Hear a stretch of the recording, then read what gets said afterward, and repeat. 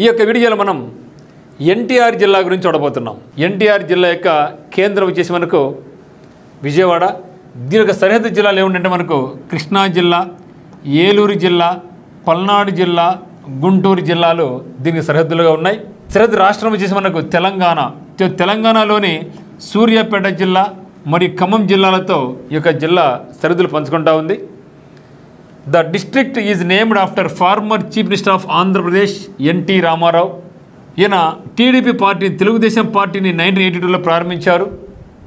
మరియు 3 సంవత్సరాలు served 3 tumultuous terms as Chief Minister between 1983 to 1995. So 1983 నుంచి 1995 మధ్యలో 3 సార్లు ఆంధ్రప్రదేశ్ రాష్ట్రానికి ముఖ్యమంత్రిగా పనిచేశారు. ఈయన పేరు మీద ఈ యొక్క జిల్లాకు ఎన్టీఆర్ జిల్లాని నామకరణం చేయడం జరిగింది.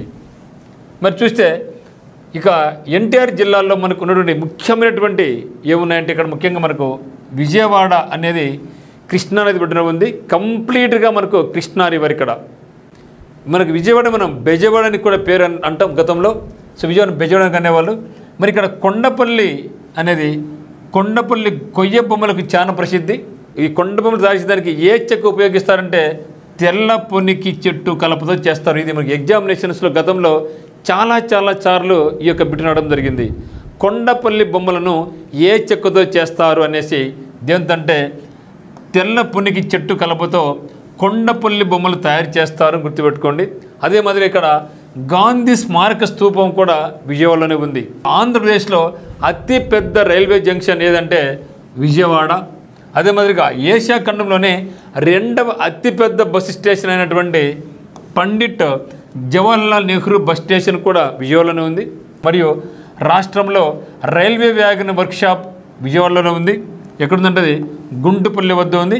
మరి ఏషియాలోనే అతిపెద్ద ఆటోమొబైల్ పరిశ్రమ.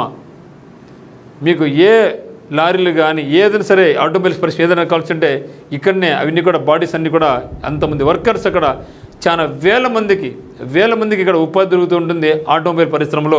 మరి ఏషియాలోనే అతిపెద్ద ఆటోమొబైల్ పరిశ్రమ ఎక్కడుందంటే మన విజయవాడలో ఉంది. ఇక దీని పేరు ఏమంటే Jawaharlal Nehru auto Nagar industrial estate అనే పేరుతో మనకు విజయవాడలోనే ఉంది.